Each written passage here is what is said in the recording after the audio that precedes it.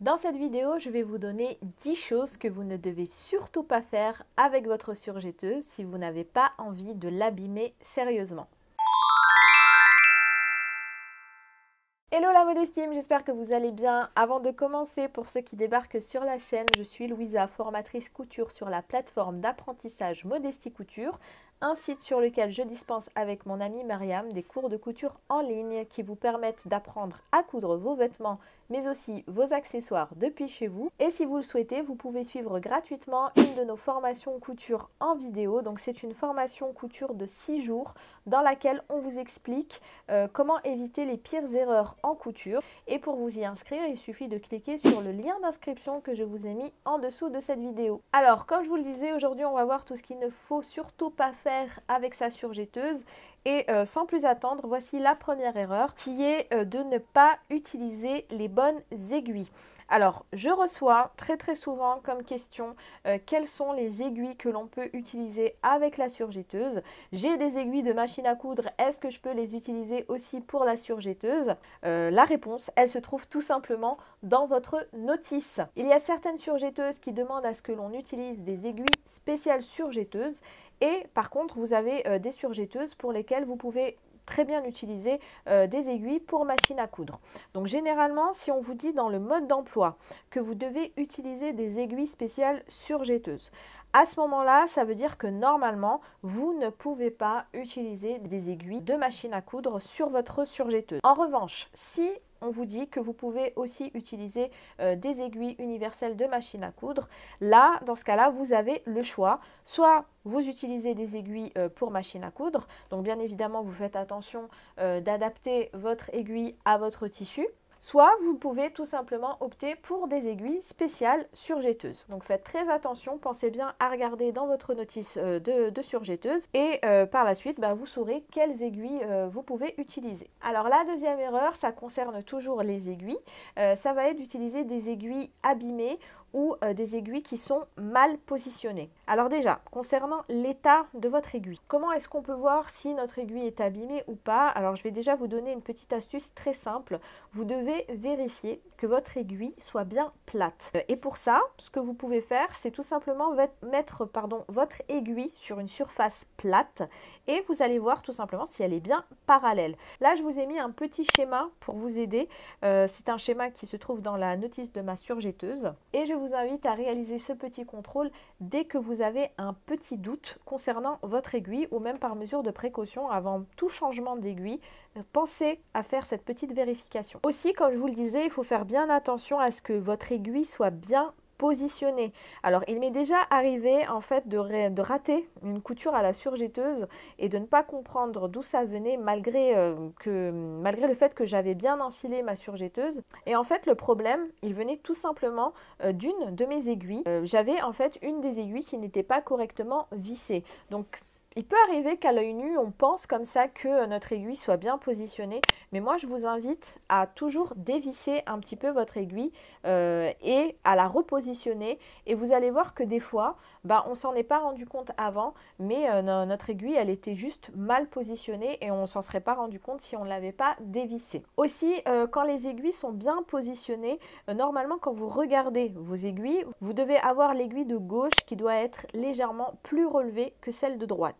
Mais comme je vous l'ai dit précédemment, des fois en fait c'est pas suffisant. Le mieux, si vous avez un doute, c'est de toujours dévisser les aiguilles et de les repositionner. Comme ça au moins vous êtes sûr qu'elles soient correctement bien placées. La troisième erreur qu'on peut faire avec sa surjetteuse, donc là c'est une erreur qu'on commet aussi sur sa machine à coudre malheureusement, ça va être ici de mal tourner son volant. On a souvent tendance en fait à se tromper de sens au moment où on tourne le volant. Donc je le rappelle, le volant il sert à abaisser ou à relever les aiguilles de la machine. Et sur la surjetteuse, c'est exactement le même principe que pour la machine à coudre. Ce qu'on va faire, c'est qu'on va tout simplement tourner son volant vers soi pour pouvoir relever et pour pouvoir descendre en fait les aiguilles. On ne tourne jamais le volant vers l'arrière. Alors la quatrième erreur que l'on peut faire, ça concerne un réglage que beaucoup de personnes oublient. Ça va être le réglage de la pression du pied presseur. Alors on n'est pas toujours obligé de toucher à ce réglage à chaque fois qu'on va coudre. Mais par contre, il est important de faire attention à ce paramètre quand on coud par exemple des tissus épais ou encore des tissus fins. Pour vous expliquer un peu brièvement, pour les tissus épais, on va augmenter la pression du pied presseur et pour les tissus fins, on va devoir un petit peu la diminuer. Et bien souvent, en cousant ces deux sortes de tissus, on a des petits problèmes avec notre surjetteuse et on ne comprend pas d'où ça vient, alors que ça vient tout simplement de la pression du pied presseur. Donc pensez toujours à vérifier ce réglage quand vous cousez ce genre de tissu. La cinquième erreur, ça concerne encore un autre réglage qui est malheureusement souvent oublié, c'est l'alimentation différentielle.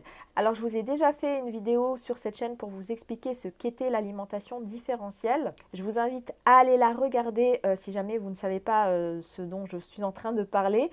Et vous pouvez la retrouver dans la playlist spéciale surjetteuse de la chaîne. Je vous la mets également sous cette vidéo dans la barre d'infos. Mais en résumé, l'alimentation différentielle, on va devoir l'augmenter quand on coud des tissus très élastiques afin d'éviter qu'ils ne froncent durant la couture, et on va l'abaisser quand on coud des tissus très fins, et toujours pareil pour éviter que ça ne fronce pendant la couture.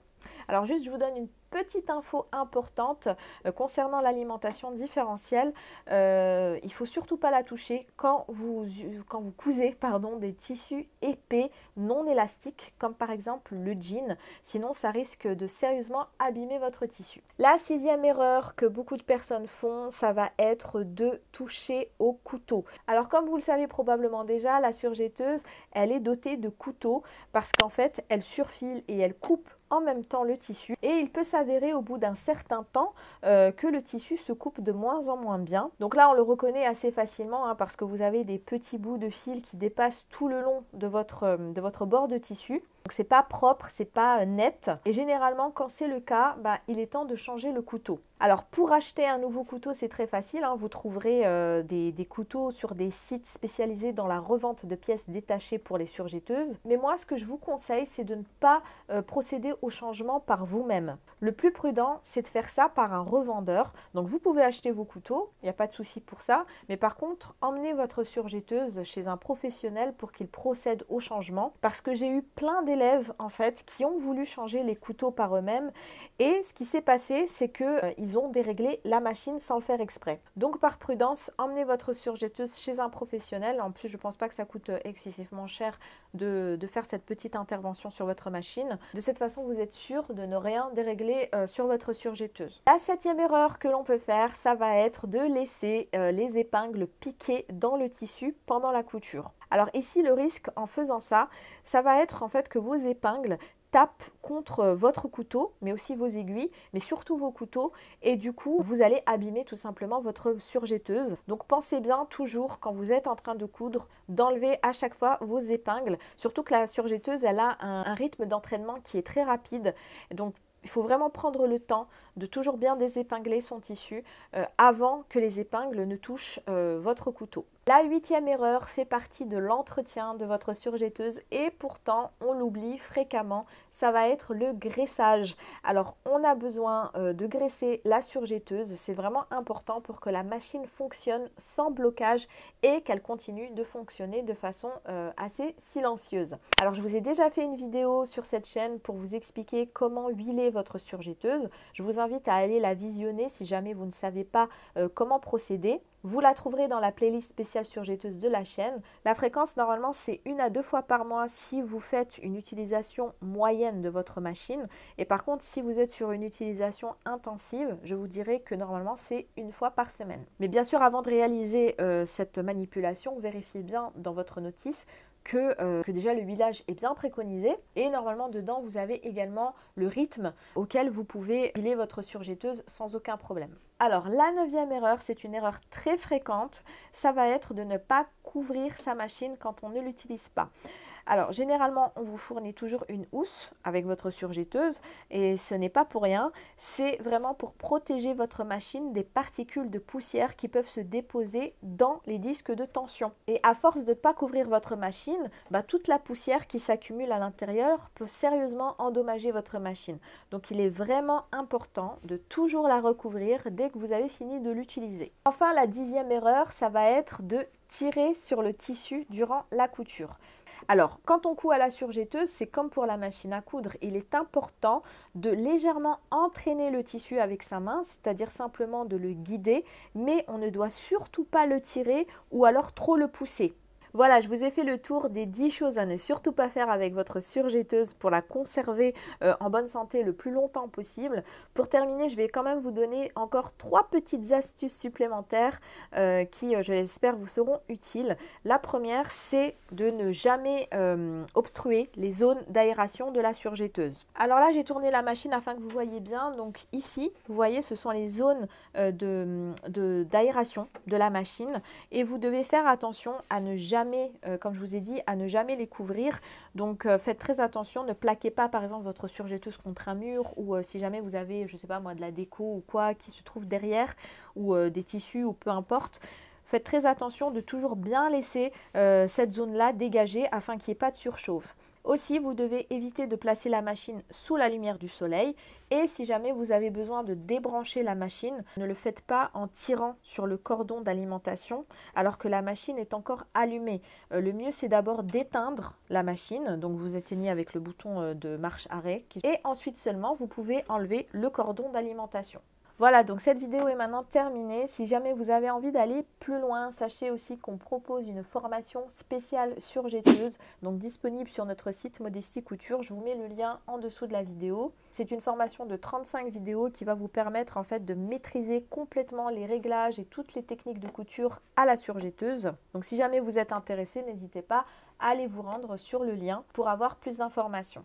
Voilà, pour ma part, donc j'ai terminé. Je vous souhaite de très belles coutures et je vous retrouve très vite dans une prochaine vidéo sur la chaîne.